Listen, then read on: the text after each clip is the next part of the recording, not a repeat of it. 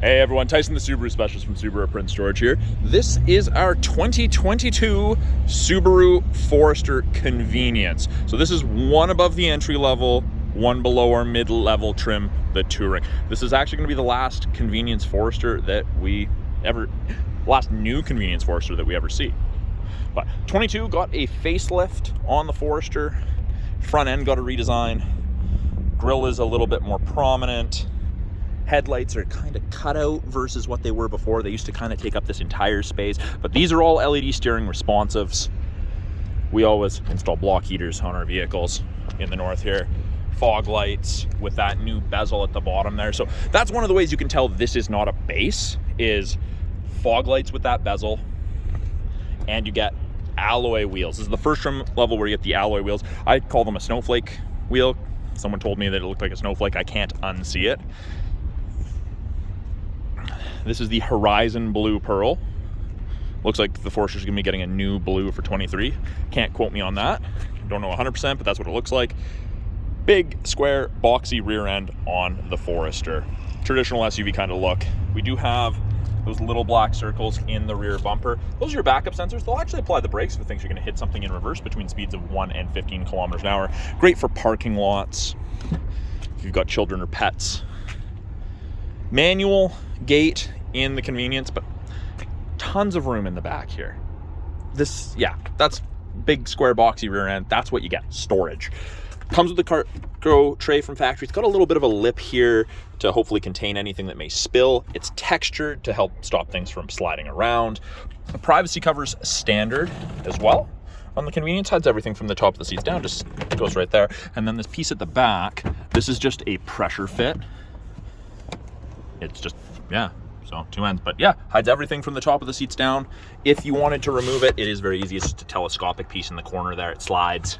You can actually tuck that cargo tray underneath the false floor. Kind of runs across there. We have some storage in here, and underneath that tray is the spare tire. It is a full-size donut, not a full-size spare. Temporary tire still. Grocery bag hooks on either side. So the idea is hook your grocery bag, loop over it, and it stops your grocery bags from tumbling when you take corners. 12-volt outlet for any charging needs, portable cooler, whatnot.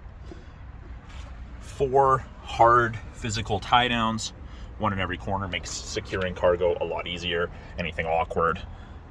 These are new for 22. These are, I guess, grocery bag hooks. That was a little bit of glue from it, but max of 3 kilograms or 6 pounds.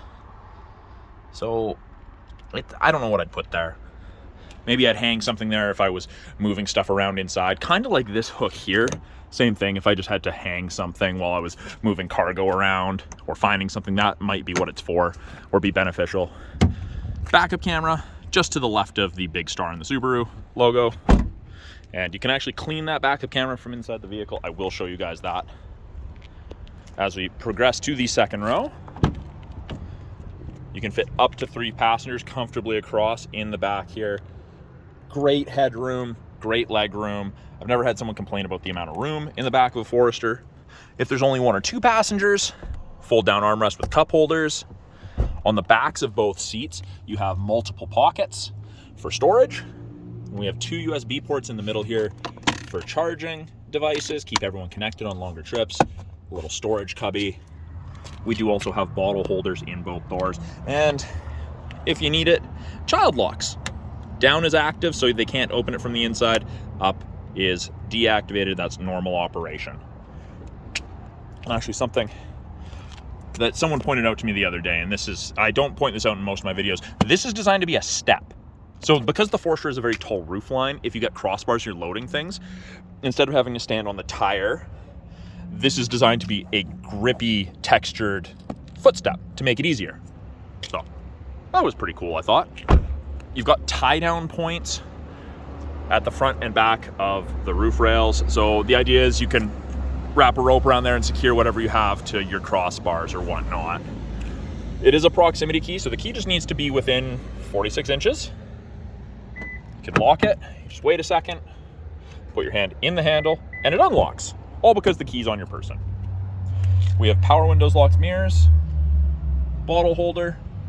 We've got that texture material throughout, kind of creates that theme that carries through the car.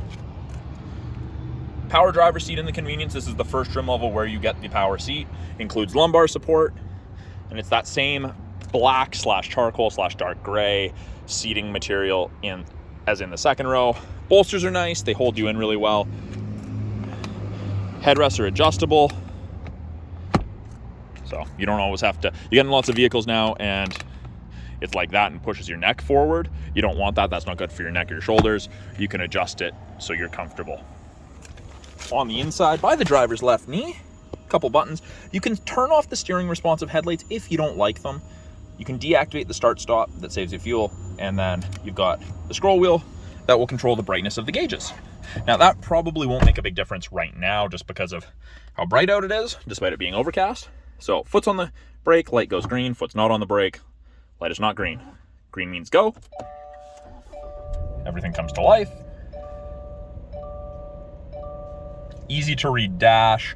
Center display, you can cycle through a bunch of different pieces of information depending upon what you like to look at. I find most people like the digital speedometer. Left-hand side of the steering wheel, we have our Bluetooth and audio controls. You can make and take calls, control the volume of the calls and the music. This info button will change the small display up there. Show you that in a minute. These arrows are how I changed this top display.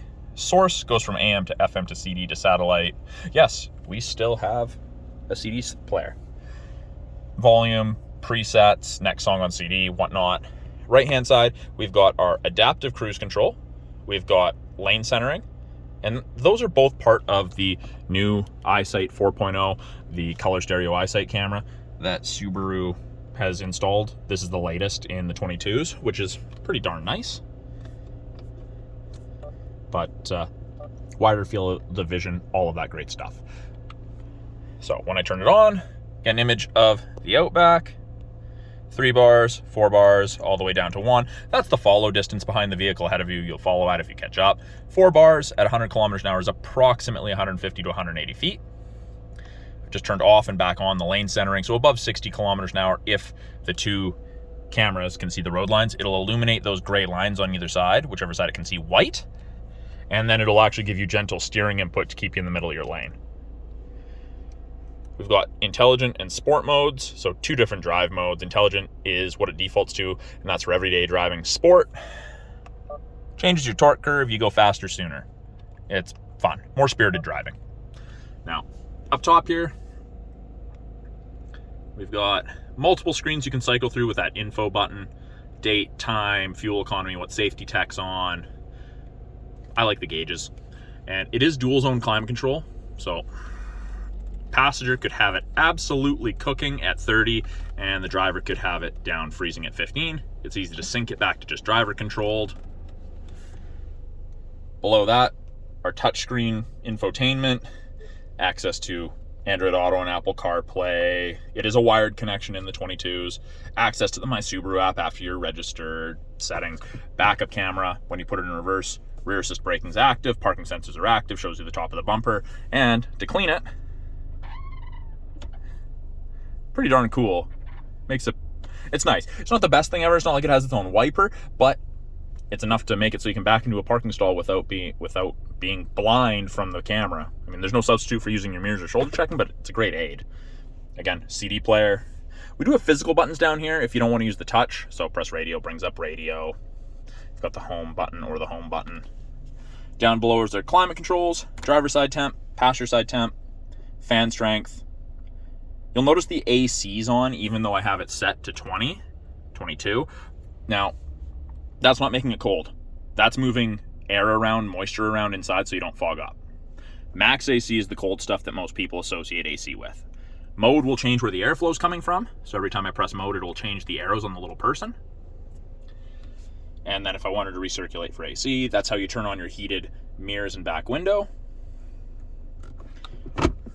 Below that, we've got a storage cubby, 2 USBs, an aux port, and a 12-volt outlet there for all your charging needs. This is rubberized. The idea is you can put your device there and hopefully it won't slide around. Shifter, you've got D, and then you have manual mode if you want to select your own gears. Right paddle, left is downshift, right is upshift. You see it goes to second there. I'll press this, goes down to first. Got the parking brake.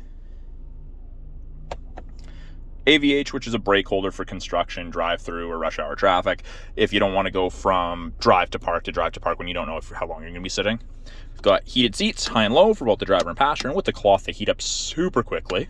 Then we have the ability to turn off traction control. We've got X mode, which is like 4x4 low in a pickup for that really rough stuff under 40 kilometers an hour.